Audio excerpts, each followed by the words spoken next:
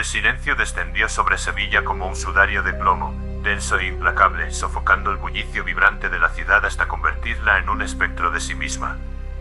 Las calles, otrora arterias palpitantes de vida, se tornaron avenidas fantasmales, jalonadas por sombras alargadas y espectrales que danzaban al compás de un viento fúnebre.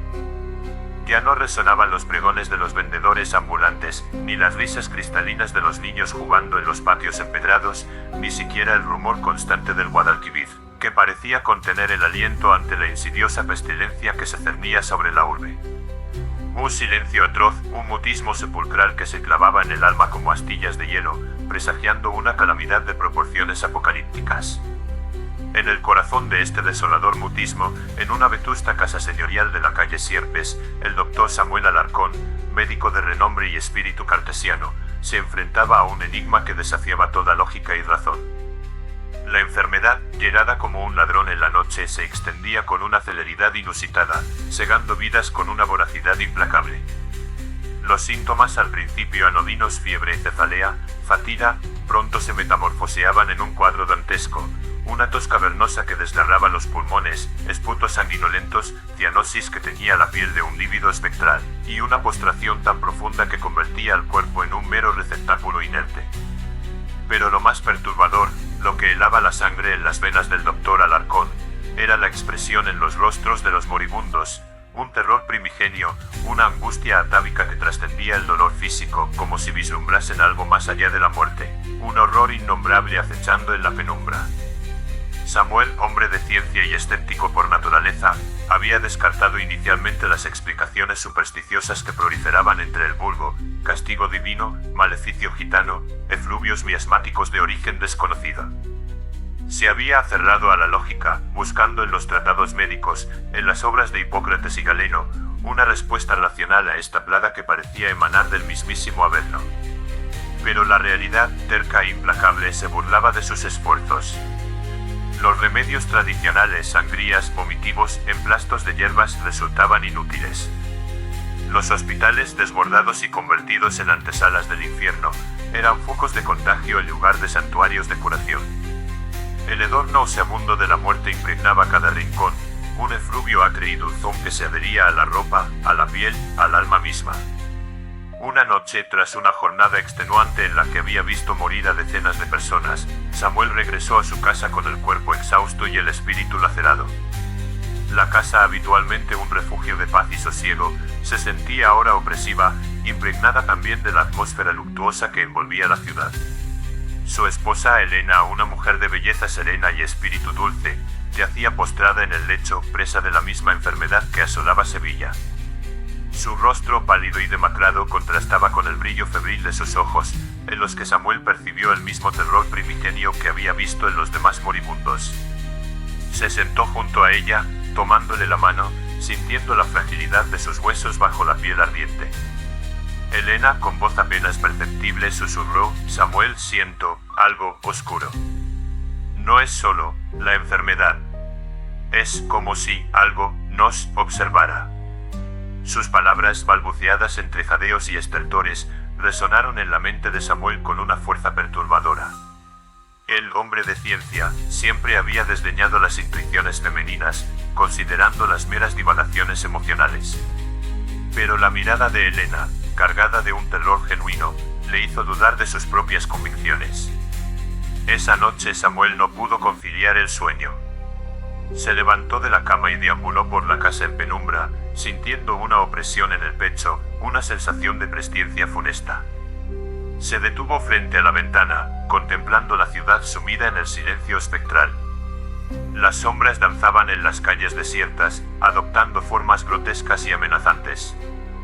De repente percibió un sonido tenue, casi imperceptible, que parecía emanar del silencio mismo, un repiqueteo sordo, metálico, como el tañido lejano de una campana muda. Al principio pensó que era producto de su imaginación, una alucinación provocada por el cansancio y la angustia. Pero el sonido persistía, haciéndose cada vez más nítido, más insistente. Salió al balcón, escrutando la oscuridad con la mirada. El repiqueteo parecía provenir de la torre de la Giralda, majestuosa y sombría en la noche. Pero las campanas de la Giralda estaban mudas, silenciadas por el luto de la ciudad. ¿Qué era entonces ese tañido fantasmal que resonaba en el silencio atroz? Movido por una curiosidad morbosa y una inquietud creciente, Samuel decidió salir a la calle. Atravesó las calles desiertas, envuelto en una atmósfera irreal, como si se hubiera adentrado en un sueño febril. El repiqueteo de campanas se hacía más fuerte a medida que se acercaba a la Giralda. Llegó a la plaza de la Virgen de los Reyes, contemplando la torre imponente que se alzaba hacia el cielo estrellado. Y entonces lo vio. En la cúspide de la Giralda, en el lugar donde habitualmente ondeaba la veleta del giraldillo, se cernía una figura oscura, informe, que se balanceaba lentamente con el viento. No era la veleta, no era ninguna figura humana. Era algo que emanaba una aura de maldad primigenia, un horror cósmico que trascendía la comprensión humana. La figura emitía el repiqueteo sordo, metálico, que ahora Samuel reconocía como el sonido de huesos chocando entre sí, el tañido macabro de una campana hecha de muerte.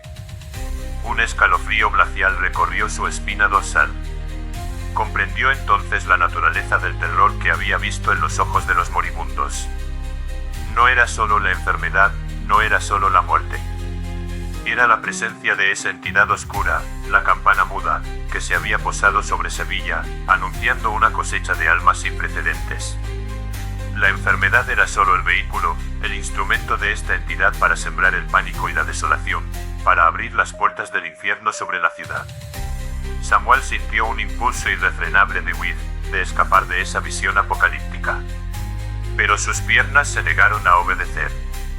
Estaba paralizado por el terror, petrificado ante la magnitud del horror que se revelaba ante sus ojos. La campana muda desde su atalaya en la Giralda, parecía observarlo con una mirada gélida e inescrutable.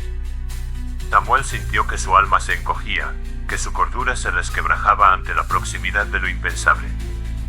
De repente la figura oscura en la Giralda se movió. No de forma brusca sino lenta, lánguida, como si se desperezara tras un letargo milenario. Extendió una extremidad informe, nebulosa, hacia la ciudad. Y un viento gélido, un aliento de ultratumba, recorrió las calles, llevando consigo el miasma de la muerte, el susurro espectral de la campana muda. Samuel cayó de rodillas, vencido por el terror, presa de una angustia indescriptible. Comprendió que la ciencia, la razón, la lógica, eran armas inútiles ante esta amenaza primigenia. Estaba solo, desamparado, ante la manifestación de un horror cósmico que anunciaba el fin de todo. El silencio atroz de las campanas mudas se cernía sobre Sevilla, un silencio preñado de muerte, un silencio que gritaba la llegada de la oscuridad eterna. Al amanecer, cuando los primeros rayos de sol intentaron disipar la negrura de la noche, Samuel fue encontrado en la plaza de la Virgen de los Reyes, postrado e inconsciente. Fue llevado de vuelta a su casa, donde Elena agonizaba. En sus labios resecos murmuró un nombre ininteligible, un nombre que sonaba a conjuro ancestral, a invocación blasfema. Luego expiró, dejando a Samuel sumido en la desolación y el horror. La enfermedad continuó su danza macabra por Sevilla, segando vidas sin piedad. La campana muda permaneció en la Giralda, invisible para la mayoría, pero omnipresente en el alma de los pocos que la habían vislumbrado. El silencio atroz se hizo aún más profundo, más opresivo, hasta que la ciudad entera pareció sumirse en un letargo espectral, un yermo desolador donde solo resonaba el tañido fantasmal de las campanas mudas, anunciando el reinado de la oscuridad eterna. Nota histórica. El relato se inspira en la pandemia de gripe de 1918, comúnmente conocida como la gripe española. Esta pandemia, que se extendió entre 1918 y 1920, fue una de las más devastadoras de la historia moderna, causando la muerte de entre 50 y 100 millones de personas en todo el mundo. Contrariamente a su nombre, no se originó en España, sino que se desconoce su origen exacto, aunque las teorías apunten a Estados Unidos o China. España, al ser un país neutral durante la Primera Guerra Mundial, no censuró la información sobre la enfermedad, a diferencia de otros países beligerantes, lo que llevó a la errónea creencia de que se originó allí. La pandemia se caracterizó por su alta letalidad, especialmente entre adultos jóvenes y sanos, y por la rapidez de su propagación. Los síntomas eran graves y a menudo mortales, incluyendo fiebre alta, tos, neumonía y cianosis. La sociedad de la época se vio profundamente afectada, con sistemas sanitarios desbordados, cuarentenas y un miedo generalizado. El relato ficciona sobre este contexto histórico, añadiendo un elemento de terror sobrenatural personificado en la figura de la campana muda, para explorar el miedo, la incertidumbre y la desolación que pudo haber provocado una pandemia de tal magnitud en una ciudad como Sevilla a principios del siglo XX.